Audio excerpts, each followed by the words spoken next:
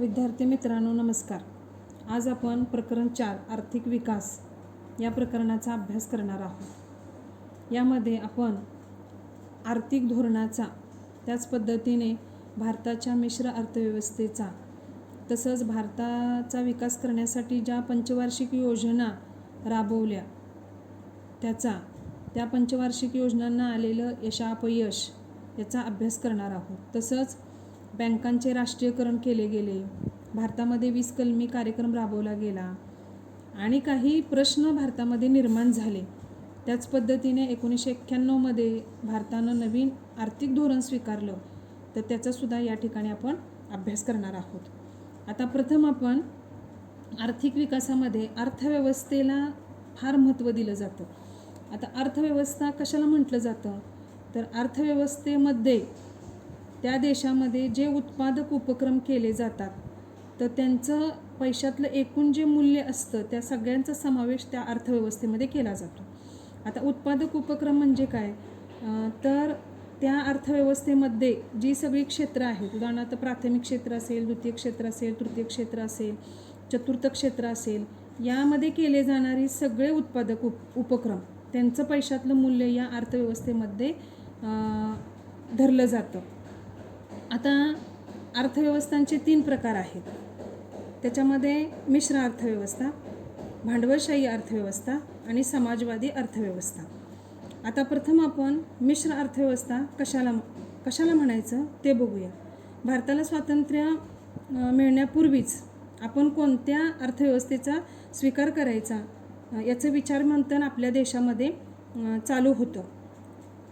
प्रधानमंत्री पंडित नेहरू यांनी कोणत्याही टोकाची भूमिका न स्वीकारता आपल्या देशामध्ये आपण मिश्र अर्थव्यवस्था स्वीकारायची असं त्यांनी ठरवलं. आता मिश्र अर्थव्यवस्था कशामधनं निर्माण झाली, तर भांडवलशाही अर्थव्यवस्थेमध्ये जे काही चांगलं होतं आणि समाजवादी अर्थव्यवस्थेमध्ये जे काही चांगलं होतं त्या चांगल्या गोष्टींचाच स्वीकार याच्यामध्ये केला गेला. म्हणजे भांडवलशाहीमधले चांगली तत्त्व आणि समाजवादी अर्थव्यवस्थेतली चांगली तत्त्व अशी मिळून जी अर्थव्यवस्था निर्माण झाली त्याला मिश्र अर्थव्यवस्था असं म्हटलं जातं. आता याच्यामध्ये मिश्र अर्थव्यवस्थेमध्ये काय असतं, तर उत्पादनाची साधनं जी असतात ती खाजगी आणि सार्वजनिक मालकीची. सार्वजनिक मालकी म्हणजे सरकारची मालकीची असतात. म्हणजे दोन्ही क्षेत्रांचं सहअस्तित्व या अर्थव्यवस्थेमध्ये असतं, त्याला मिश्र अर्थव्यवस्था असं म्हटलं जातं. आता भांडवलशाही अर्थव्यवस्थेचा आपण थोडासा अभ्यास करूया. भांडवलशाही अर्थव्यवस्था कशाला म्हणायचं, तर उत्पादनाची साधने याच्यामध्ये पूर्णतः खाजगी मालकीचीच असतात. याच्यामध्ये फक्त नफा मिळवण्यासाठीच जो काही उत्पादक असेल तो काम करत असतो. म्हणजे जास्तीत जास्त नफा मिळवणं हे भांडवलशाही अर्थव्यवस्थेचं खास वैशिष्ट्य असतं. त्याच्यानंतर समाजवादी अर्थव्यवस्था कशाला म्हणायचं ते आपण बघू. आता भांडवलशाही अर्थव्यवस्थेचं एक उदाहरण मी तुम्हाला सांगते. भांडवलशाही अर्थव्यवस्था अमेरिकेनं स्वीकारलेली आहे, त्याच पद्धतीने इंग्लंडनं स्वीकारलेली आहे. आता समाजवादी अर्थव्यवस्था कशाला म्हणायचं, तर समाजवादी अर्थव्यवस्थेमध्ये उत्पादनाची साधने पूर्णतः सार्वजनिक क्षेत्राची म्हणजे सरकारच्या मालकीची असतात आणि जे उत्पादन केलं जातं ते समाजाच्या हितासाठी केलं जातं. ना नफा ना तोटा या तत्वावरती समाजाचं हित म्हणजे कमीत कमी किमतीमध्ये समाजाला याच्यामध्ये त्याच्या गरजा भागल्या पाहिजेत याच्यासाठी समाजवादी अर्थव्यवस्था काम करत असते. आणि मिश्र अर्थव्यवस्थेमध्ये काय असतं, तर तुम्हाला मी सांगितलं खाजगी आणि सार्वजनिक दोन्ही क्षेत्रांचं सहअस्तित्व असणारी अशी जी अर्थव्यवस्था आहे त्याला मिश्र अर्थव्यवस्था असं म्हटलं जातं. म्हणून मी तुम्हाला सांगितलं की भांडवलशाही अर्थव्यवस्थेमध्ये जे काही चांगलं आहे आणि समाजवादी अर्थव्यवस्थेमध्ये जे काही चांगलं आहे याचा स्वीकार करून मिश्र अर्थव्यवस्था भारतानं स्वीकारलेली आहे. आता या मिश्र अर्थव्यवस्थेमध्ये 3 भाग दिसून येतात. 2 तर मी तुम्हाला अगोदर सांगितलेच, पण अजून एक याच्यामध्ये भाग असतो, तो कुठला ते बघू. पहिला भाग असतो सार्वजनिक क्षेत्राचा. याच्यामध्ये पूर्णपणे सरकारचं नियंत्रण असतं. सरकारच्या व्यवस्थापनाखाली सगळे उद्योगधंदे चालतात. उदाहरणार्थ संरक्षण साहित्य उत्पादन, मोठे भांडवली उत्पादन करणारे जे उद्योग असतात ते सार्वजनिक क्षेत्रामध्ये असतात. त्याच्यानंतर दुसरं असतं खाजगी क्षेत्र. या क्षेत्रामध्ये पूर्णतः जे उद्योग असतात ते खाजगी मालकीचे असतात, पण त्याच्यावरती थोडंसं सरकारचं नियंत्रण असतं, सरकारची देखरेख असते. उदाहरणार्थ उपभोग्य वस्तू, शेती वगैरे असे उद्योग. आणि तिसरं आहे संयुक्त क्षेत्र. याच्यामध्ये काही उद्योग खाजगी उद्योजकांच्या मालकीचे, तर काही उद्योग सरकारच्या व्यवस्थापनाखाली चालवले जातात. अशा पद्धतीचं हे संयुक्त क्षेत्र असतं.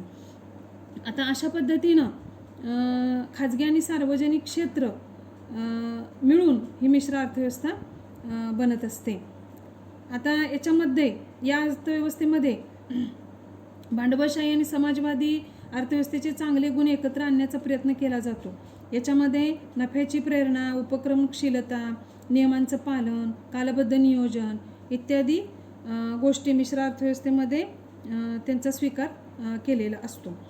आता अशा पद्धतीनं मिश्र अर्थव्यवस्थेचा स्वीकार भारतानं केलेला आहे.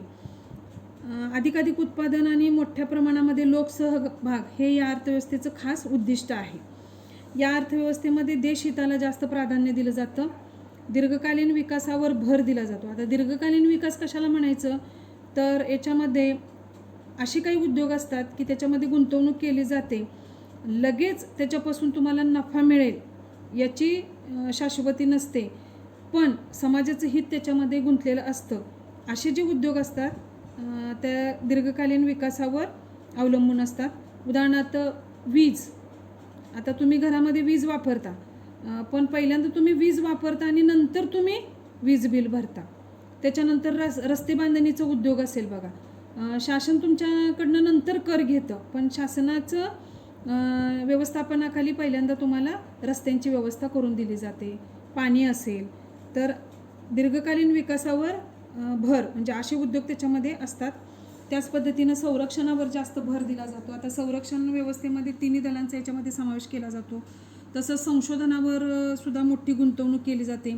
आता तुम्हाला माहिती आहे संशोधनावर जी गुंतवणूक केली जाते तर त्याच्यापासून लगेचच आपल्याला काय फायदा होईल असं नाही. काही संशोधनं फेलसुद्धा जाण्याची शक्यता असते, पण जर ते संशोधन यशस्वी झालं तर त्याचा देशाला फार फायदा होणार असतो. मग असे जे मोठे गुंतवणूक करणारे उद्योग असतात यांनासुद्धा याच्यामध्ये फार प्राधान्य दिलं जातं.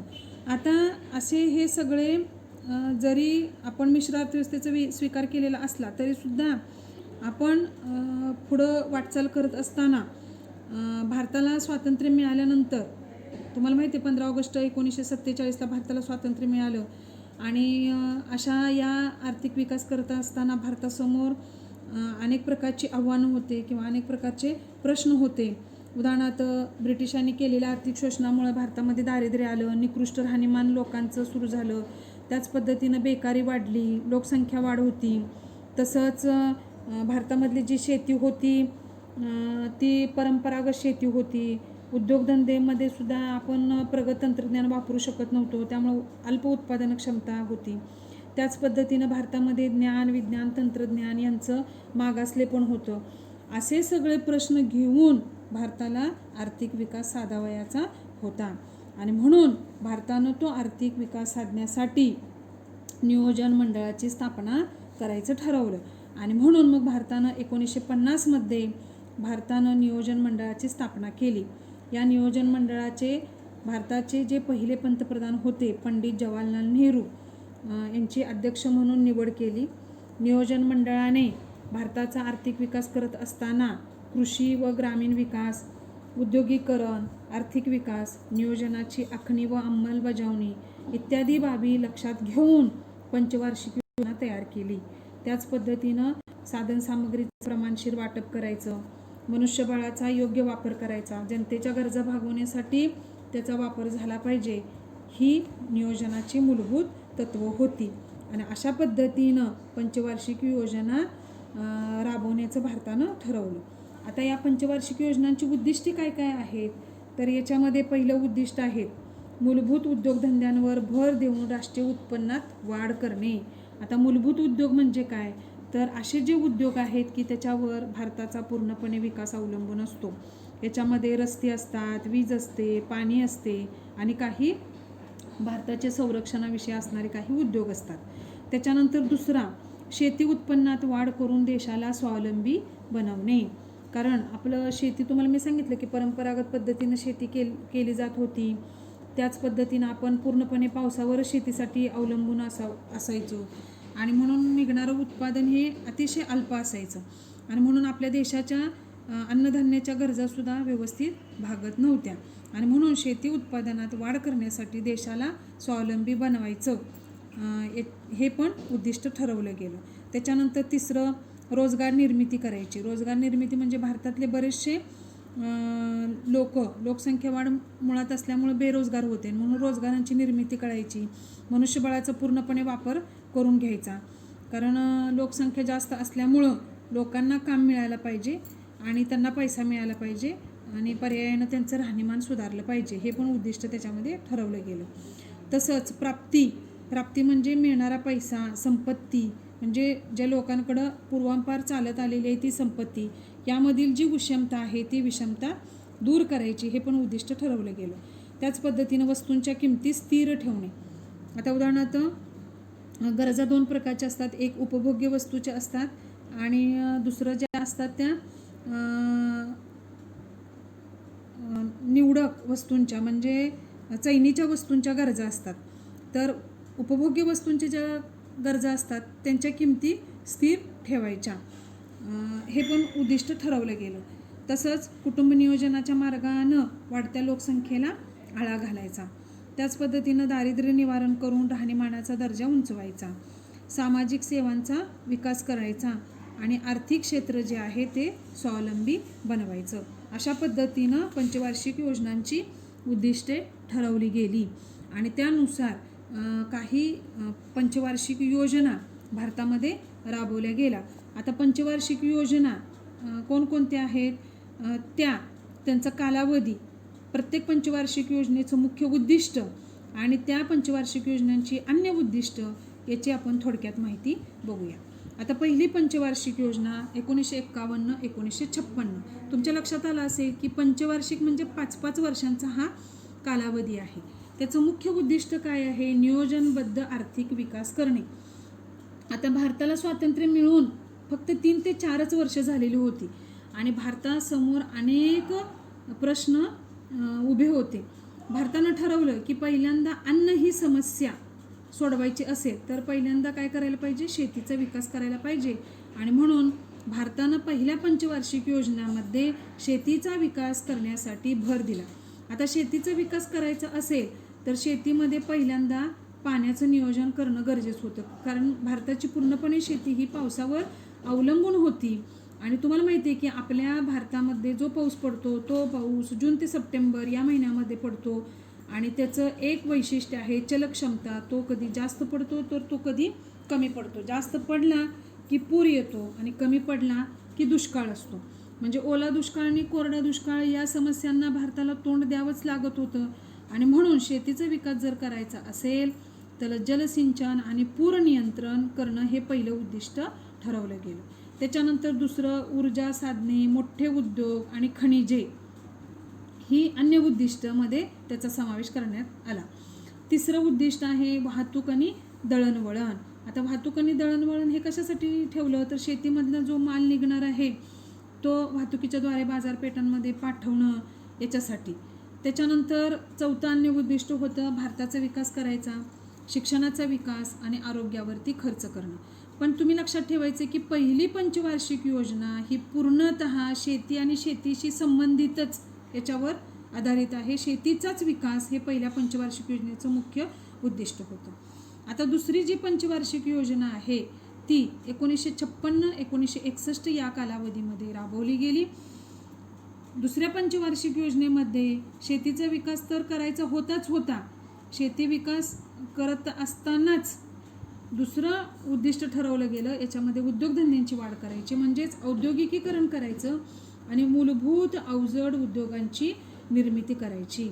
म्हणजे उद्योगधंद्यांची वाढ करणं हे दुसऱ्या पंचवार्षिक योजनेचं उद्दिष्ट आहे. याच्यासाठी ठिकठिकाणी भारतामध्ये उद्योगधंद्यांची स्थापना करण्यात आली. त्याच्यामध्ये एक पोलाद कारखाने सुरू केले गेले, दुर्गापूर, भिलाई, राऊरकेला. त्याच्यानंतर दुसरं रासायनिक खते, कारण भारतामध्ये शेती केली जात होती आणि परंपरागत शेती होती. शेतीचा विकास करायचा असेल तर रासायनिक खतं पाहिजेत, म्हणून सिंद्री या ठिकाणी हा कारखाना उभा करण्यात आला. त्याच पद्धतीनं भारताचा आर्थिक विकास करण्यासाठी लोकांच्या वाहतूक, दळणवळण या गरजा भागवण्यासाठी रेल्वे इंजिनांची निर्मिती करण्यात आली. चित्तरंजन या ठिकाणी रेल्वे इंजिन बनवण्याचा कारखाना उभा केला गेला. तसंच नुसतं इंजिन बनवून चालणार नव्हतं, तर रेल्वेचे डबे तयार करण्याचा कारखाना पेरांबूर या ठिकाणी उभा करण्यात आला. त्याच पद्धतीनं भारताला 7,500 किलोमीटर लांबीचा समुद्रकिनारा लाभलेला आहे. तर त्याचा उपयोग करून घेण्यासाठी भारतामध्ये जहाज बांधणी उद्योग उभे करण्यात आले. पहिला जहाज बांधणी कारखाना भारतामध्ये विशाखापट्टणम आंध्र प्रदेशमध्ये सुरू करण्यात आला. त्याच पद्धतीनं पुरावर नियंत्रण ठेवण्यासाठी शेतीला वेळोवेळी व्यवस्थित वर्षभर पाणी पुरवण्यासाठी मोठी धरणं बांधण्यात आली. उत्तर भारतामध्ये भाकरा आणि नांगल या ठिकाणी 2 धरणं आणि त्याच पद्धतीनं दामोदर नदीवरती सुद्धा धरण बांधण्यात आलं. अशा पद्धतीनं दुसरी पंचवार्षिक योजनेमध्ये मुख्य उद्दिष्ट काय, तर औद्योगिकीकरणावरती भर देणं आणि मूलभूत अवजड उद्योगांची निर्मिती करणं हा दुसऱ्या पंचवार्षिक योजनेचं उद्दिष्ट होतं. त्याच्यानंतर तिसरी पंचवार्षिक योजना 1961 ते 1966. याच्यामध्ये शेतीचा विकास बरोबरीनं उद्योगधंद्यांचा विकास, पण मुख्य उद्दिष्ट याच्यामध्ये असं होतं विषमतेचं निर्मूलन करायचं. म्हणजे आपल्या भारतामध्ये कसं होतं, तर पूर्वांपार ज्यांच्याकडं संपत्ती होती, शेती होती, तर ते लोक श्रीमंतच होत होते आणि काही लोकांकडं रोजगाराच्या संधी नव्हत्या, रोजगार नव्हता. त्यामुळे त्या लोकांकडं म्हणजे स्वतःचं उदरनिर्वाहाचं कोणत्याही प्रकारचं साधन नसल्यामुळं भारतामध्ये ही विषमतेची फार मोठी आर्थिक विषमतेची फार मोठी दरी होती आणि म्हणून विषमतेचं निर्मूलन करायचं आणि रोजगार संधीचा विस्तार करायचं हे तिसऱ्या पंचवार्षिक योजनेचं उद्दिष्ट ठरवलं गेलं. याच्यासाठी उद्योगांचा विकास तर करायचाच करायचा, शेतीचा विकास करायचा. त्याच्यानंतर दुसरं, दरवर्षी राष्ट्रीय उत्पन्नामध्ये वाढ झाली पाहिजे. आता राष्ट्रीय उत्पन्न कशाला म्हणायचं, तर एका वर्षामध्ये त्या देशात ज्या वस्तू व सेवा उत्पादित केल्या जातात त्यांचं पैशातलं मूल्य किंवा निव्वळ पैशातलं मूल्य याचा समावेश कशामध्ये केला जातो, राष्ट्रीय उत्पन्नामध्ये केला जातो. तर ते उत्पन्न वाढवायचं. त्याच पद्धतीनं उद्योग, वाहतूक, खनिज उद्योगांमध्ये वाढ करायची. अशा पद्धतीनं तिसरे पंचवार्षिक योजना. त्याच्यानंतर चौथी होती एक वार्षिक 3 योजना. आता एक वार्षिक 3 योजना म्हणजे काय आहे, तर एका वर्षाच्या ह्या योजना होत्या, पण 3 वर्ष राबवल्या गेल्या. 1966 ते 1969, 66 ते 69 3 वर्षाचा कालावधी आहे बघा. एक वर्ष धरून या योजना राबवल्या गेल्या, म्हणजे कमी कालावधीमध्ये व्यवस्थित काम करायचं अशा ह्या योजनेचं मुख्य उद्दिष्ट होतं. आता याच्यामध्ये त्यावेळेला दुष्काळ पडलेला होता, तर ते एक आव्हान भारतासमोर होतं. 1965 चीनशी झालेलं युद्ध होतं. त्याच पद्धतीनं त्याच कालावधीमध्ये पाकिस्तानशी सुद्धा युद्ध, यामुळं युद्धाच्या सावटामुळं इतर विकास कामांऐवजी भारताला संरक्षणाकडं आणि दुष्काळ निवारणाकडं लक्ष द्यावं लागलं. त्यामुळं भारतीय अर्थव्यवस्थेवर फार मोठा ताण पडलेला होता आणि म्हणून अशी 5 वर्षाची दीर्घकालीन योजना न राबवता भारतानं एकेका वर्षाच्या ह्या 3 योजना राबवल्या. कारण भारतासमोर युद्ध समस्या आणि दुष्काळाचं निवारण करणं ही फार मोठी समस्या होती आणि म्हणून अशा ह्या योजना राबवल्या गेल्या. त्याच्यानंतर चौथी पंचवार्षिक योजना 1969 ते 1974 अशी ही योजना आहे. तर याच्यामध्ये मूलभूत उद्योगांचा विकास करायचा आणि समाजवादाचा स्वीकार करायचा. आता भारताचा विकास करण्यासाठी जे काही मूलभूत उद्योग होते तर त्यांचा विकास करणे आणि समाजवादाचं म्हणजे तर जी भारतातली गरीब जनता आहे तर त्यांचं काय झालं पाहिजे, सगळ्या गरजा भागल्या पाहिजेत, याच्यासाठी समाजवादाचा स्वीकार केला गेला. याच्यामध्ये आर्थिक विकासाचा वेग वाढवणं, त्याच पद्धतीनं देशाला स्वावलंबी बनवणं सगळ्याच बाबतीनं, अन्नाच्या बाबतीमध्ये, इतर काही वस्तू सेवांच्या बाबतीमध्ये. त्याच पद्धतीनं तिसरं 14 बँकांचं राष्ट्रीयकरण केलं गेलं. कारण भारतामध्ये पूर्वी ज्या बँका होत्या त्या बँका खाजगी तत्वावरती सुरू करण्यात आलेल्या होत्या आणि म्हणून त्या बँका आता काय राष्ट्रीयकृत झाल्या. आता याच्यामध्ये काही समस्या होत्या. बांगलादेश युद्ध, बांगलादेश म्हणजे पूर्व पाकिस्तान, त्याच पद्धतीनं निर्वासितांचा ताण होता म्हणजे भारताच्या शेजारी असणारी छोटी छोटी राष्ट्र त्यातले लोक आपल्या भारतामध्ये येत होते आणि त्यांचा अन्नधान्याचा प्रश्न किंवा इतर त्यांना संरक्षणाचा प्रश्न तो निर्वासितांचा होता. त्याच पद्धतीनं कर्मचाऱ्यांची पगारवाढ करणं, रेल्वे कर्मचाऱ्यांची वेतनवाढ करणं, याच कालावधीमध्ये पेट्रोलचे भाववाढ पण वाढलेले होते इत्यादी समस्या होत्या. आणि अशा या समस्यांचं निराकरण करत 4थी पंचवार्षिक योजना राबवली गेली आणि त्याच्यामध्ये मूलभूत उद्योगांचा विकास करणं आणि समाजवादाचा स्वीकार करणं हे ठरवलं गेलं. त्याच्यानंतर 5वी पंचवार्षिक योजना 1974-1979 याच्यामध्ये दारिद्र्य निर्मूलन, आर्थिकदृष्ट्या देश स्वावलंबी बनवणं, अन्य उद्दिष्ट याच्यामध्ये काय होती तर राष्ट्रीय उत्पादनात व रोजगार निर्मितीमध्ये वाढ करायची, शिक्षण, सकस आहार, पाण्याचा पुरवठा करायचा, वैद्यकीय सुविधा पुरवायच्या, ग्रामीण भागाला वीज पुरवठा, रस्ते बांधणी करायची, त्याच पद्धतीनं कृषी विकास आणि मूलभूत उद्योगधंद्यांमध्ये वाढ करायची. अशी ही 5वी पंचवार्षिक योजना आहे. त्याच्यानंतर 6व्या पंचवार्षिक योजनेमध्ये 1980-1985 याचं खास उद्दिष्ट होतं दारिद्र्य निर्मूलन आणि रोजगार निर्मितीमध्ये वाढ. हे करण्यासाठी अन्य उद्दिष्टे ठरवली गेली. विकास दरामध्ये वाढ करणे, गरिबी व बेकारी याच्यामध्ये घट करणे, छोट्या कुटुंब पद्धतीला प्रोत्साहन देणे आणि लोकसंख्या वाढीवरती नियंत्रण ठेवणे. त्याच्यानंतर 7वी पंचवार्षिक योजना 1985-1990 याच्यामधलं मुख्य उद्दिष्ट आहे अन्न, रोजगार व उत्पादकता यामध्ये वाढ करणे. अन्य उद्दिष्टे आहेत विकास, आधुनिकीकरण, देशाला आत्मनिर्भर बनवले, सामाजिक न्यायावर भर देणे, उत्पादनाच्या तंत्रांमध्ये सुधारणा करणे म्हणजे इथं तंत्रज्ञानाचा उपयोग करणे, दरवर्षी 5% राष्ट्रीय उत्पन्नामध्ये वाढ करणे, तसंच अन्नधान्याच्या उत्पादनामध्ये वाढ करणे. त्याच पद्धतीनं 8वी पंचवार्षिक योजना आहे 1992 ते 1997 याच्यामध्ये खाजगी क्षेत्राला अधिक संधी आणि उदारीकरणाचा स्वीकार केला गेला. आता खाजगी क्षेत्राला अधिक संधी म्हणजे काय तर सार्वजनिक क्षेत्रामध्ये मूलभूत उद्योग राहणार, पण जास्तीत जास्त असे भारतामध्ये उद्योजक आहेत की ज्यांच्याकडे भरपूर पैसा आहे तर त्यांनी खाजगी उद्योग निर्माण करायचे आणि त्या लोकांनी देशामध्ये रोजगार निर्मिती करायची. त्याचा देशाला पण फायदा होऊ शकतो आणि खाजगी उद्योजकाला सुद्धा फायदा होऊ शकतो. म्हणून त्या खाजगी उद्योजकाला भांडवल गुंतवणुकीसाठी प्रोत्साहन देणं असं ह्या 8व्या पंचवार्षिक योजनेचं खास उद्दिष्ट होतं. उदारीकरण कशाला म्हणायचं तर आपल्या देशामध्ये काही असे उद्योग होते की ते उद्योग चालवण्यासाठी आपल्याला परदेशातनं काही वस्तू आयात कराव्या लागत असत, तर आयातीला पर्याय शोधणे यालाच उदारीकरण असं म्हटलं जातं.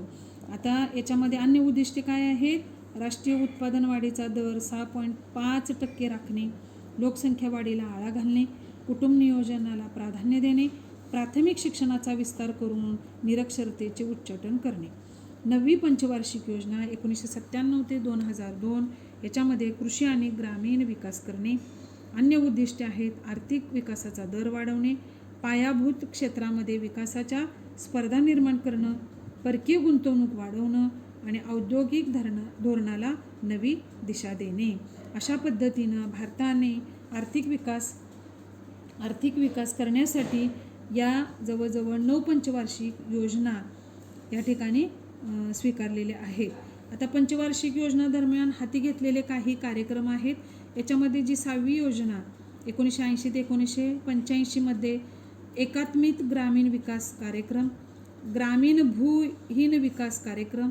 आता एकात्मिक ग्रामीण विकास कार्यक्रम म्हणजे काय आहे तर याच्यामध्ये पूर्णपणे ग्रामीण विकासाचाच विकास करणे अशी ही योजना आहे. पण ग्रामीण विकासाचं काम करत असताना तिथल्याच लोकांना हाताशी धरून त्यांना रोजगार उपलब्ध होईल असं या ठिकाणी अंमलबजावणी करायची. ग्रामीण भूमिहीन विकास कार्यक्रम म्हणजे ग्रामीण भागामध्ये काय जी लोकांकडे शेती आहे तर त्या शेतीचा विकास करण्यासाठी, तसंच भूमिहीन म्हणजे ज्यांना मालकीची शेती नाही, शेतमजूर म्हणून काम करतात, तर त्यांच्यासाठी कार्यक्रम हातामध्ये घेणे. त्याच पद्धतीनं राष्ट्रीय ग्रामीण रोजगार कार्यक्रम राबवणे म्हणजे ग्रामीण भागामध्ये रोजगाराच्या संधी उपलब्ध करून देणे.